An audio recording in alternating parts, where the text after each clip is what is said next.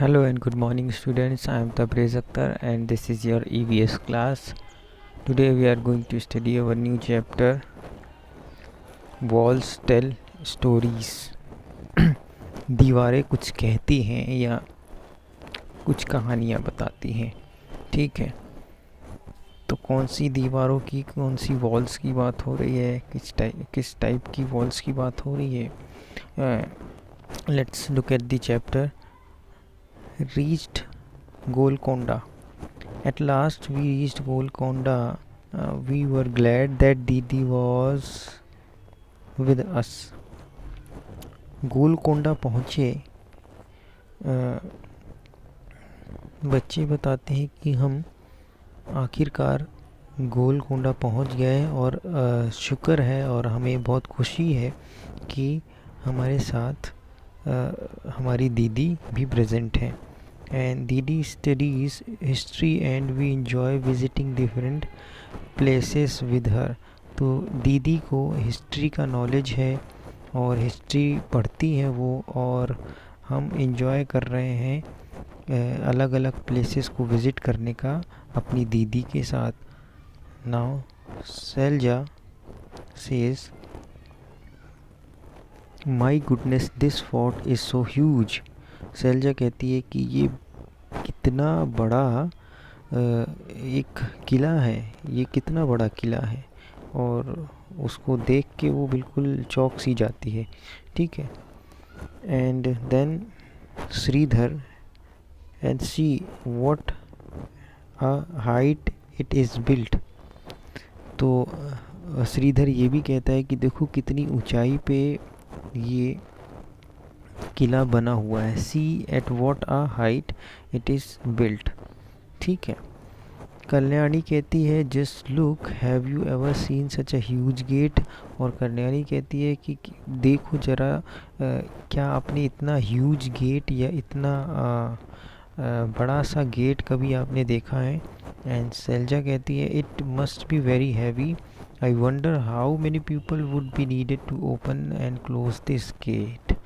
और सेल्जा कहती है कि ये बहुत गेट जो है वो बहुत हैवी होगा, बहुत भारी होगा, और इस गेट को ओपन एंड क्लोज करने के लिए बहुत सारे पीपल यानी बहुत सारे लोग लगते होंगे. कल्याणी कहती है look at these sharp iron spokes, I wonder why they were made. फिर उसके बाद वो आयरन स्पोक्स के तरफ देखते हैं. आयरन स्पोक्स बनी हुई होगी कहीं पे, यानी स्पोक्स कह सकते हैं कि एक स्टिक टाइप की होगी जो कि आयरन की होगी, इसे हम आयरन स्पोक कहते हैं. तो वो भी कहीं पे लगी हुई थी वहाँ पे, और उसको देख करके कल्याणी बहुत शॉक्ड थी, यानी बहुत आश्चर्य में थी. And Selja look at these thick walls too. और सेल्जा कहती है कि ये बहुत मोटी मोटी थिक वॉल्स को देखिए, बड़ी मोटी मोटी दीवारों को देखिए. श्रीधर कहता है I have never seen such thick walls. Shridhar कहता है कि मैंने इतनी थिक यानी इतनी मोटी दीवारें कभी नहीं देखी है. कल्याणी कहती है at some places a part of the wall comes out in the round shape, I wonder why. फिर कल्याणी कहती है कि कुछ जगह पे ये जो वॉल्स है, ये जो थिक वॉल्स हैं, ये राउंड शेप में बनी हुई है. आई वंडर वाई यानी मुझे पता नहीं ऐसा क्यों ऐसा उन्होंने बनाया हुआ है. ठीक है. दीदी सेज, या फिर दीदी कहती है दीज आर कॉल्ड बेसन्स यानी बुर्ज. See these are even higher than the wall. The outer wall of this fort has 87 basins, thick walls, a huge gate, and so many basins, so many ways to ensure security. तो फिर दीदी ने इसका answer दिया, और दीदी ने ये रिप्लाई किया कि ये जो होते हैं, ये जो राउंड शेप में वॉल होते हैं, एक्चुअली में दीज आर कॉल्ड बेसन. इनको बेसन कहते हैं, और ये बेसन पूरे किले में या फिर पूरे फोर्ट में बहुत सारे हैं. There are so many basins in this fort and also huge gates. that means बहुत बड़े बड़े गेट्स भी इस फोर्ट में आपको मिल जाएंगे. ठीक है, तो ये सारी चीज़ें क्यों हैं? ये सारी चीज़ें सिक्योरिटी के लिए हैं, सिक्योरिटी ऑफ द फोर्ट, यानी इस किले की सिक्योरिटी के लिए ये सारे ऑब्जेक्ट्स जो हैं वो इसमें प्लेस किए गए हैं इस फोर्ट में. ठीक है, तो ये हमने देखा फोर्ट की वॉल के बारे में, जिसको हम बेसन कहते हैं, जो राउंडेड वॉल होती है. Now next is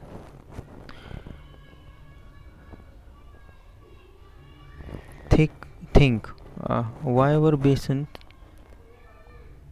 made in the fort wall. सोचिए कि बेसन क्यों बनाए जाते थे फोर्ट वॉल में. Why were big holes made in them.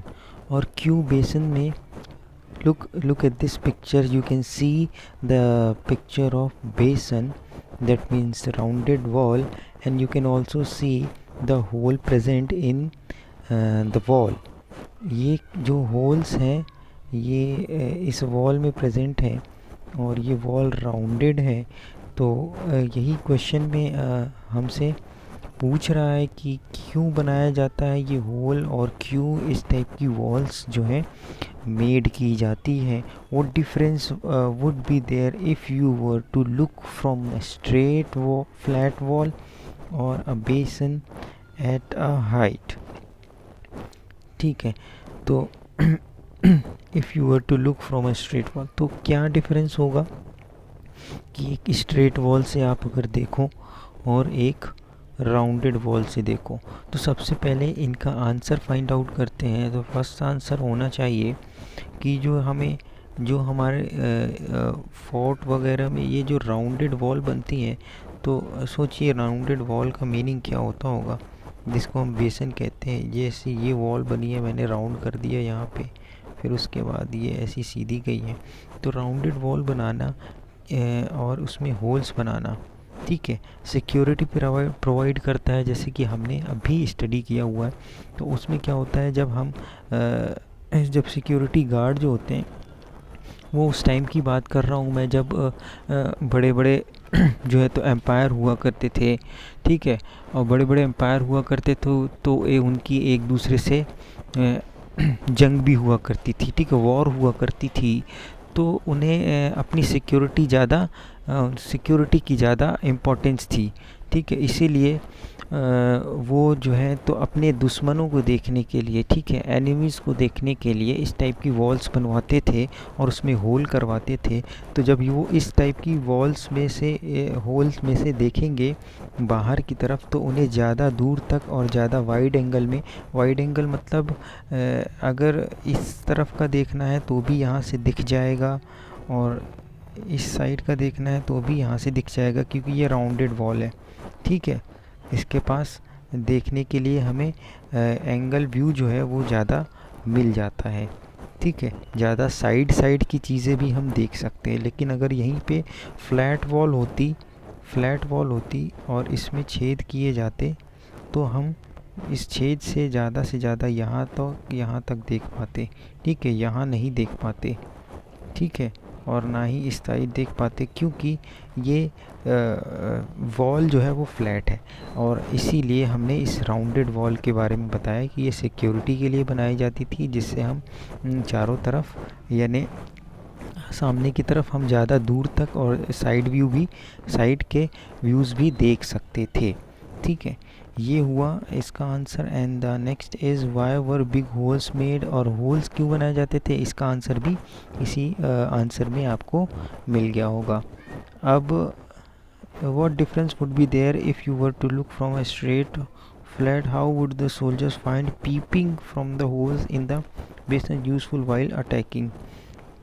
ठीक है, तो वही बात आ गई जो कि मैं कर चुका हूँ कि क्यों एक फ्लैट वॉल से देखना और एक राउंड वॉल से देखने में क्या डिफरेंस है। मैंने कहा कि राउंडेड वॉल से देखेंगे तो हमें साइड के व्यूज़ भी बहुत क्लियर दिखाई पड़ेंगे, जबकि हम फ्लैट वॉल से देखेंगे तो हमें ज़्यादा साइड के व्यूज़ नहीं दिखेंगे।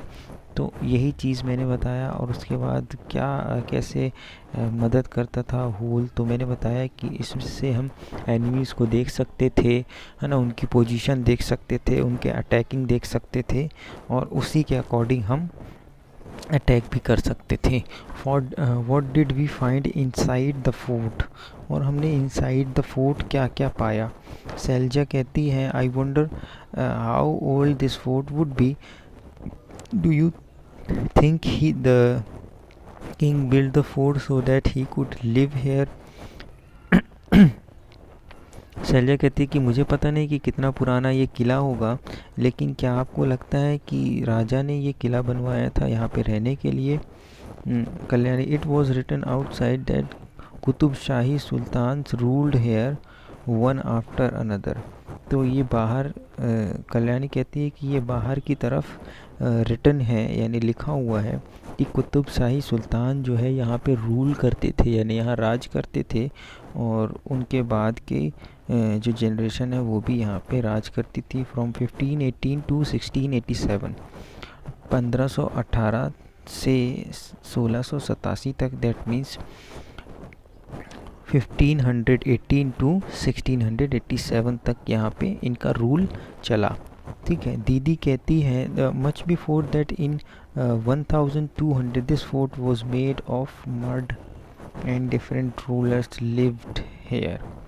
Much before that in 1200 this fort was made of mud and different rulers lived hair. दीदी कहती है कि इससे बहुत पहले, दैट मीन्स 1200 में, this fort was made of mud, तो ये फोर्ट जो था वो मड से, मिट्टी से बना हुआ था। And different rulers lived here, और कोई और रूलर से, यानी कोई और राजा जो है यहाँ रहते थे। Selja, oh look this board has a map of the fort. तो सैलजा कहती है कि इस बोर्ड में उन्होंने एक बोर्ड देखा। इस बोर्ड में क्या हुआ था, मैप बना हुआ था पूरे फोर्ट का। ठीक है। And Shridhar, this map shows many gardens, fields and factories, see there are many places also inside the fort. तो उस मैप में बहुत सारी डिटेल्स थी, लाइक गार्डन्स के बारे में और फील्ड्स और फैक्ट्रीज़ के बारे में था। ठीक है। और फोर्ट के इनसाइड जितनी भी प्लेसेस थे उसके बारे में डिटेल्स थी। Selja, that means that not only the sultan but only other people like farmers and workers must also have been living here। तो इसका मतलब ये है, सैलजा कहती है कि सिर्फ राजा नहीं, उनके साथ साथ बहुत सारे लोग भी इस फोर्ट में रहते थे, फार्मर्स भी रहते थे, क्योंकि इस मैप से पता चलता है कि गार्डन है और ये जगह है और ये जगह है, तो इससे पता चलता है कि बहुत सारे लोग इस फोर्ट में रहते थे। Kalyani, it must have been a complete town. तो कल्याणी कहती है कि हो सकता है कि ये पूरा एक टाउन रहा हो। टाउन मतलब एक छोटा सा गांव या छोटा सा कस्बा कह सकते हैं। ठीक है। द सुल्तान प्लेस, अब सुल्तान के प्लेस के बारे में देखते हैं। Shridhar, these steps seem to go on and on. तो स्टेप्स के बारे में कह रहा है कि ये जो स्टेप्स हैं वो आगे की तरफ जाती ही जा रही हैं। चल जा, even the in those days that they used to have buildings with no floor. तो पुराने टाइम पे, यानी उस टाइम पे, सैलजा कहती है कि उस टाइम पे जो बिल्डिंग्स हुआ करती थी, जो घर बनते थे, वो मल्टी फ्लोर नहीं बनते थे। मल्टी फ्लोर मतलब उनमें बहुत सारे फ्लोर नहीं होते, जैसे इस टाइम पे जो होते हैं कि 1 मंजिल, 2 मंजिल, 3 मंजिल, 4 मंजिल, या first floor, second floor, third floor, fifth floor, तो इस टाइप का नहीं होता था। एंड कल्याणी कहती है, now the building is ruins but one can imagine that earlier there were many big halls and rooms here. तो अब ये जो बिल्डिंग जो पुरानी थी, जो बनी हुई थी, वो तो टूट फूट गई हैं, लेकिन फिर भी हम ये इमेजिन ज़रूर कर सकते हैं कि पहले जो थे बहुत बड़े बड़े हॉल्स हुआ करते थे एंड बहुत बड़े बड़े रूम्स, कमरे हुआ करते थे। श्रीधर कहते हैं look at this beautiful carving on the walls, it is so fine. और कहते हैं कि ये जो वॉल्स में कार्विंग है, यानी ये जो इस वॉल्स में डिज़ाइन वगैरह बनी हुई है, जिसको हम नक्काशी कहते हैं, यानी कार्व करके दीवारों में, वॉल्स में डिज़ाइन बनाई जाती है ना, तो उनको हम कहते हैं कार्विंग्स। तो पहले की वॉल्स में कार्विंग बनी होती थी, उसी के बारे में कहा जा रहा है कि look at the carvings of the wall. दीवारों में बनी हुई इस कार्विंग के बारे में देखिए कितनी फाइन है, यानी कितनी अच्छी है। कर्नाली कहती है we also saw something like a fountain on the roof. Kalyani कहती है कि हमने रूफ में कुछ फाउंटेन जैसा देखा, यानी जिसको हम कहते हैं कि फुवारा, जिसमें से पानी निकलता है, ठीक है, तो उस टाइप का उसने देखा। We also saw something like a fountain. दीदी कहती है yes there were many big tanks and fountains here the they use to be full of water. ठीक है, दीदी कहती है हाँ, यहाँ पे बहुत सारे फाउंटेन और आपको पॉन्ड मिलेंगे और इसमें पानी भरा हुआ होता था। ठीक है, wow what engineering. Look at this paragraph written on the side of this picture. So this picture is the picture of fountain thing. Even today when engineers design houses, sometimes there is dampness in the walls, and here so long ago they were fountains on the terrace. The building must have been made with such good understanding. तो अभी की बात करें तो अभी कुछ buildings बनाई जाती हैं, जो घर बनाए जाते हैं, तो उसमें दीवारों में कुछ ना कुछ आपको जो है तो ख़राबी देखने को मिलेंगी। ठीक है, लेकिन जो पुराने समय की ये जो फाउंटेन बनाई गई है या फिर फाउंटेन बनाई गई, और the building must have been made such good understanding, तो इससे पता चलता है कि ये जो बिल्डिंग है वो बहुत अंडरस्टैंडिंग से बनाई गई। यानी इस फाउंटेन को देख करके उन्हें लगा होगा कि फाउंटेन की क्वालिटी से पता चला होगा कि बहुत ही अच्छे तरीके से बनाया गया है, बहुत ही सोच समझ के डिज़ाइन किया गया है। If we think how the people lived 500 years ago, so many questions come to our mind. For example, how was water lifted to such heights? तो अगर हम इसके बारे में सोचे कि 500 साल पहले 500 years ago कैसे वहाँ राजा और लोग रहते थे और किस टाइप की इंजीनियरिंग को यूज़ करते थे, तो हमें इसके लिए सोचना पड़ जाएगा। हम शॉक्ड हो जाएंगे कि किस टाइप से वो, जबकि ये सारे इन्वेंशन उस टाइम पे नहीं हुआ करते थे, तो वो नीचे से पानी ऊपर तक कैसे चढ़ाते थे। अगर ये फाउंटेन ऊपर बना हुआ है तो नीचे से पानी ऊपर कैसे ले जाते थे। Can you guess how? और क्या ये गेस कर सकते हो आप? Now think and discuss how would the fountain have worked. तो फाउंटेन कैसे काम करता, तो फाउंटेन कैसे वर्क करता होगा? तो फाउंटेन जो है वर्क करने के लिए क्या होता है कि फाउंटेन के नीचे जो है तो एक रिजर्वायर बना होता है। रिजर्वायर किसे कहते हैं? यानी जहाँ पे पानी या वाटर को कलेक्ट कर सके उसको हम कहते हैं रिजर्वायर। तो इस फाउंटेन के नीचे एक रिजर्वायर बना होता है जहाँ से वो पानी लेता है और उसके बाद ये फाउंटेन वर्क करता है। ठीक है, what arrangement would have been made in the buildings for air and light. तो एयर और लाइट के लिए कौन कौन से अरेंजमेंट किए गए होंगे बिल्डिंग में? तो एयर और लाइट के लिए अरेंजमेंट किए गए होंगे कि वहाँ पे वेंटिलेटर्स बनाए गए होंगे और वहाँ पे विंडो और डोर्स वगैरह होंगे जहाँ से फ्रेश एयर भी आ सकती है और लाइट भी, सनलाइट भी एंटर कर सकती है। Look carefully at the picture of the beautiful carving on the wall. What kind of tools would have been use for such fine carvings. तो इस वॉल को देखिए और यहाँ की कार्विंग देखिए, यानी यहाँ की डिज़ाइनिंग और नक्काशी देखिए। इससे आपको क्या लगता है कि किस टाइप के टूल्स यूज़ किए गए होंगे उस टाइम पे। सो after seeing this picture we can say that they would have used chisel and hammer to build this type of carving। तो इस टाइप की कार्विंग को बनाने के लिए उन्होंने चीज़ल का यूज़ किया होगा। चीज़ल मतलब उसको हम छेनी कहते हैं, छेनी, और हैमर का यूज़ किया होगा। तो छेनी से